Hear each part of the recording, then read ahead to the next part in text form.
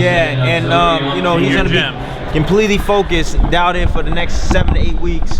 You know, and he's gonna give me everything he has, all his attention, and you know, motivation, you name it, man. He's gonna be there. So. Why did your gut tell you this was the right guy? You could have picked anybody in the world. Because you know, at this point, I feel like I need a little bit more discipline. I need more discipline in my game. You know, a lot of people feel that you know I'm one of the most disciplined fighters out there, which yeah, they're probably right. But at the same time, I feel like you know I need to start doing things more correctly. You know, like you know, keep my hands up, not getting hit with those big shots like I did with Jessie Vargas. You know, doing the right things in there. Stop making so many mistakes in the ring. Be more disciplined with my craft. So the ultimate test of that is going to be this fight, because you've got to be certain that this guy's going to try to make it a street fight. Yeah. How do you not get drawn into that? Well, because you've got that little edge where you can and that's the thing. That's the thing, and that's the thing that you know me and Teddy talked about. Teddy was like, Tim, you can't use your balls in this fight. You got to use your brains. You got to be smart. You know, and he was like, you just got to know when, and I'm gonna tell you when and show you when to fight and when not to. All right, and you gotta choose your poison. Correct. You gotta choose it the right way. Yeah, right. As long as you go about it the right way, you gotta do it. He was like, yeah, I'm gonna train you to fight the inside. You're gonna have to fight the inside because you can't run forever. But I'm gonna show you how to do it correctly.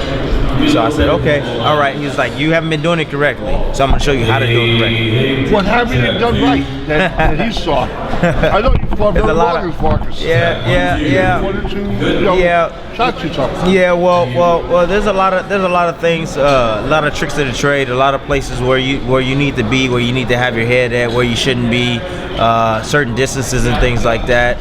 You shouldn't throw certain shots at certain distances. You need to get in close. You know, you need to angle out. There's a lot of different things that I haven't been doing, man. I just kind of just get inside. I move my head from right to left. I throw a body shot here, and then I try to get to the side, throw a body shot from here, which is all fine and dandy, but I always come back to the middle. How big a step up is this for you after fighting Vargas with Rios? I mean, is Rios much more superior to Jessie? Rios is tough. I mean, every fight is tough. I don't consider this fight tougher than Jessie. I just think it's the same. It's just the top level, man. You know, it's not pay-per-view type level, but it's the top level of guys, man. Rios has been beaten before. Jessie hasn't gotten beaten. So you know, same type of risk, but just different styles. Bob Arum just actually described this fight as sort of like a crossroads fight. Is it that to you at all? In that you can take it and get to that, you know, elite level that you want to be at? If by beating Brandon Rios is not going to take me to the elite level that I want to get to. I've been at the elite level in boxing. No matter what, it don't matter what anybody says. I fought against Manny Pacquiao twice. I fought against Marquez. You know, I've beaten both guys. I fought against Ruslan Provodnikov. I mean, the list goes on. You look at my resume. I fought against top guys. The only guy that I haven't faced in my weight division is Mayweather, and that's the only guy. But I faced the rest of the best guys in the division.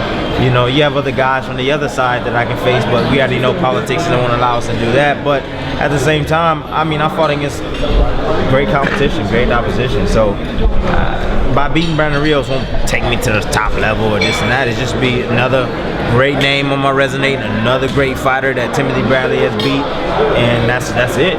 You can make that move up to 154 for Canelo. You can do that. I can go to 54 easy. Yeah, I can go to 54 easy, no problem. 54. Bradley, why not beating Rios take you to the top level? You guys have faced the same opponents, Pacquiao, Chavez. He never faced Marquez. He never faced Provodnikov. You know, he never faced any of those guys. He never faced against Lamont Peterson or never faced against Devin Alexander. You know, he's never faced those guys before. Come on, man. How do you rank Brandon Rios as far as all the opponents he's a top guy. I mean, Brandon Rios is a top guy in the division. You know, I'm not taking nothing away from him. I'm not saying that he's not you know, a big name, because he got a little name on him. He has fought some guys. He fought Manny Pacquiao, yeah, but dude, I fought the better opposition out there. You know, he fought Alvarado twice or three. How many times he fought Alvarado? Three times. I mean, come on, dude. Are you kidding me? You gotta be kidding. Who else has he fought? Tim, Mike Tyson. Oh, sorry, go ahead. Go ahead. Who else is he for? Great point. The people who watch Teddy Pacquiao, Atlas on That's ESPN it. see one Teddy Atlas. Tell me about the Teddy Atlas people don't know. Man, this dude is the nicest guy. I'm telling you. He came into my house, man. You know, I got 2 dogs. My dogs embraced him. He showed love, got down, kneeled down, you know, gave him a hug, gave him a kiss. You know, went up to my son. My son was in my playroom.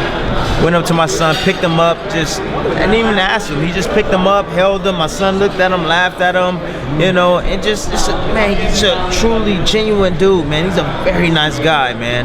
And, you know, everybody has this misperception of him because he's honest. People don't like honesty, man. That's the thing. People don't like honesty, and Teddy is honest. If you ask him his opinion, he's gonna give you his honest opinion. And some people can take it, and some people can't. But he's gonna give you his honest opinion, whether you like it or not. And that's what he's doing in the gym. That's what I like, man. I like honest people. I like real people, man. I don't like this fake stuff. He BS you in the gym, did he? No. You guys were. I'm not. I'm not here. I'm not really here to talk about Javon Diaz, man. I'm here to talk about Brandon Rios. I'm here to talk about you know Teddy, my new adventure. That's what I mean. So, but that's what I'm saying. That's what I like. I like guys that are real.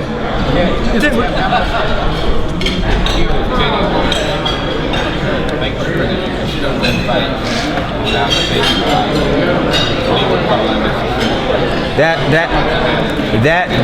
has a lot. That was a lot of thought, and you know, that has a lot to do with the reason why I have Teddy is because one, he doesn't have a boatload of people that he has to train. You know, I'm his #1 priority. You know, and 2, he has a lot of knowledge in the game. I listen to this guy on ESPN all the time. You know how he breaks down fights and stuff like that, and I really enjoy it. I think he's you know very underrated. I think a lot of people don't know who he is, you know, because he hasn't really trained a lot of fighters, you know, as far as this generation goes. He had Povetkin for a while, which is a heavyweight Russian guy who's an extreme good fighter, man. He had him for a while, but for whatever reason they split up or whatever. But bringing Teddy back, I think, you know, with his expertise, with his knowledge. He trained Mike Tyson for many years, and we all might know Mike Tyson was one ruthless dude. He had angles, he had footwork, he had speed, he had a lot of different things going for him, man. And he made him an animal, man. So absolutely, that's my focus, man. That's my focus. Now, I'm 32 now. I'm not a young gun anymore, man. I'm 32 years old. So my main focus is definitely. He said there's 2 different types of sins. He said there's small sins and there's mortal sins. He's like, Tim, you've been committing mortal sins. He was just like, the reason why you haven't been knocked out is because you don't want to be knocked out. That's the only reason why. But you should be knocked out. You know. And he was like, we need to eliminate the mortal sins. We need to focus. And we need to do the right things in the ring. I remember after the Pravandaka fight, you talked about like being in a cloud, you know, feeling buzzed about that. No joke. Have you experienced any more like symptoms like that at all? No. Is any of that part of this decision as well? No. Nothing like that? You're okay? No, I'm good. I haven't felt any clouds or anything like that. Besides when I got hit with that overhand right from Jessie Vargas, I was just like, felt this before.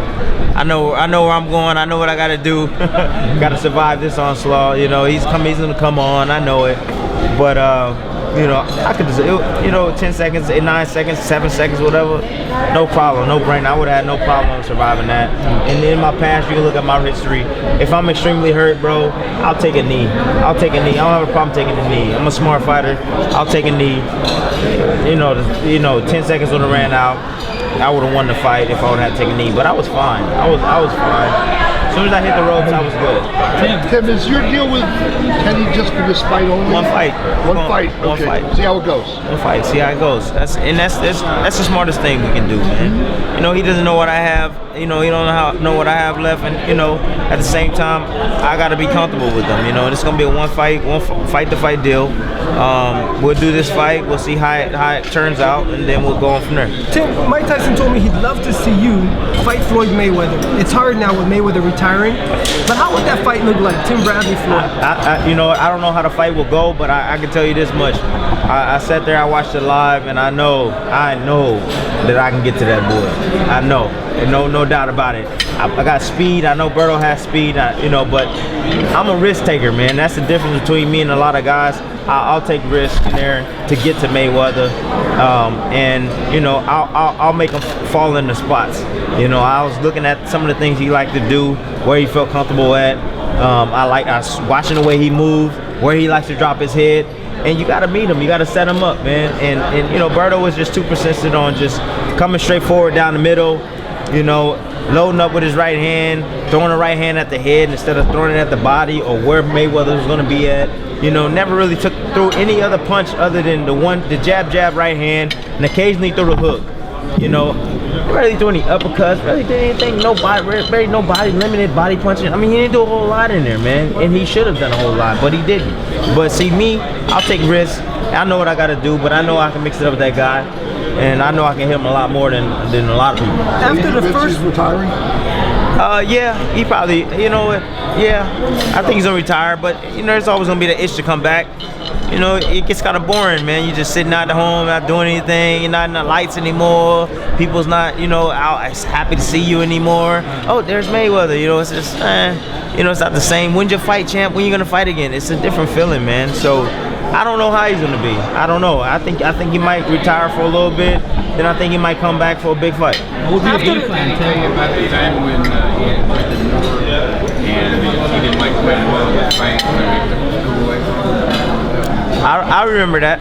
I remember that, but he beat Holyfield. He beat Holyfield that night. But that's the type of discipline I'm talking about, man, that I need right now. I need that type of discipline, man. And, being uncomfortable. I like to feel a little bit uncomfortable, especially when I go back to my corner, man. Uh-oh, what did I do wrong, And I think having Teddy, man, like I said, it's going to give me more focus, more discipline in my game. And I told him, he was like, oh, we're gonna spar 4 rounds, this week. He was like, but we're gonna spar 4 rounds, Tim. 4 rounds. I was like, yeah, we're gonna spar 4 rounds, no problem, that's easy. He was like, no, we're doing 4 rounds. And what he mean by that is that we're gonna do 4 damn near perfect rounds. I want you to do 4 perfect rounds, or come close to perfect, not just 4 rounds just to be doing it. Oh, we did 4 rounds, but you made a shitload of mistakes. You did this, you dropped your hands, you threw the right hand this way. No, we're gonna do 4 perfect rounds. So, I need that, man. I need that. So that way it will carry on in the fight. Tim, what would be your game plan if you fought Mayweather? Go to him. Man, you can't outbox that cat, man. He gonna get out of the way. He gonna hit you and move. But like I told you, I honestly feel that you gotta lead him in the shots. You gotta kind of like anticipate where he's gonna be at. You rush him, use your jab. You rush him, come in. You know he's gonna lean right. You gotta be able to anticipate on where he's gonna be. Bang that body when you get close. Don't allow him to sit there and tie you up and put you in certain positions to land shots on you. You gotta let your hands go. When you get close, I don't care. Hit him in the arm, hit him anywhere. It don't matter, man. The shoulder, anywhere. But you just gotta hit that guy. Basically. You just gotta maul him, man. You gotta maul him, man. You gotta maul him, and know your spots when to attack and when not to, and then make a miss after. After, was it the first Manny fight, second Manny fight, you went to visit Floyd in the gym. Now Floyd retired, 49-0. What memories do you have from being that day at the gym? Hardest work I've ever seen in my life. Why? You work hard. Nah, he worked harder than me. Like, yeah, he works. That dude works. And the crazy thing about it is, like, I sit there, I was like, man, this can't be normal. This can't be normal. Like, this guy will go literally like 25, 30 minutes on the heavy bag, and then like drink soda, eat pizza, and then like from there he'll go in the ring and do another 25 minutes on the hand pads, and then leave there, and then, I mean, he just nonstop, dude, no rest. And he's eating junk, stand up late, drink. I mean, I'm just like, this dude is a freak. But it works for him. Dude, he's a freak, man. Yeah, he's unreal. Is absurd, literally unreal. I've never seen anybody train like that. It was a great experience to go in there and see a guy that worked that hard, and I understand like why he's where he's at, because he really truly like works. Tim, do you think he's the best ever? Oh, I mean, he could be. He considers himself the best ever, but I mean, when you look at Mayweather, you size him up against like Sugar Ray Robinson, you size him up against like Roberto Duran, and these are guys that actually like, they went up in weight and they faced champions in their weight class, went up to 160. Like, if you consider yourself the best ever, like you will do things that are not normal and make them normal. You get what I'm saying? So like you'll do things like Roberto Duran and Sugar Ray and all these guys that like they'll go up in another weight class or 2 weight classes up and face the champion and beat the champion or the guy they so-called the most dangerous.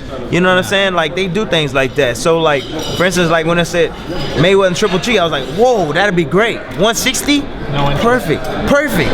He can go up there and show like my boxing skills. It don't matter how big you are, how strong you are. 160, I'm gonna go up there and I'm gonna take him out at his weight at 160 and show his greatness that way. You know what I mean? Yeah. So that's the way I look at it. But you know, that's the way I look at the situation. But you know, he's called himself the greatest ever. I think honestly, the people should say it, not him. You know what I mean? Let the people say it. Let the people put you in that place. But I'm not hating. You know, hey, if he says he's the best ever, he's the best ever. That's what he say. But that's my opinion on it. You know what I mean? Yeah. I mean, honestly, man, I would love an opportunity. That's it. I just want an opportunity, man. I face the rest of the guys. You know, in my division, I would have loved to face him, but I got a fight in Chicago. yeah. Ray Robinson was fighting like every 3 weeks. Yep. Hank Armstrong fighting 3 times a month. So big difference in time. The way these guys are training today than they were back then. Yeah. So I think those guys were great fighters. Yeah. I mean, there was a lot of professionals back in the days that had over 300 fights. Literally over 300 fights, man. 200, 300 fights. Yeah, there was some fighters back in the days that go 45 rounds or 40 rounds. You know, 100 rounds. You know, I mean, it was a lot different. The rules were a lot different back then. Like they wouldn't go a full round. Like one guy gets knocked down, he gets up, then the round ends. They go to the next round or whatever. But still, you know, it was a lot different back in the days. I think it was a lot harder back in the days. Why don't your point about the people considering you to be the greatest? That's what you would like. That's what it should be. That's what it should be. Yeah, honestly, that's what it should be. The people should recognize you as the best ever, and they should be saying that. Like you look at Tom Brady and you say, dude, this dude could be the best ever, you know, quarterback in the game. Like, you know, we've never seen anybody like this guy. You know what I mean? And that's the people saying that, not him. That's the people saying that. You get what I'm saying? So everybody's saying Michael Jordan was the best basketball player ever. Jordan didn't say that. The people say that. Tim, I have asked you, would you like to fight? I think that would be a great fight. He said that's a good fight.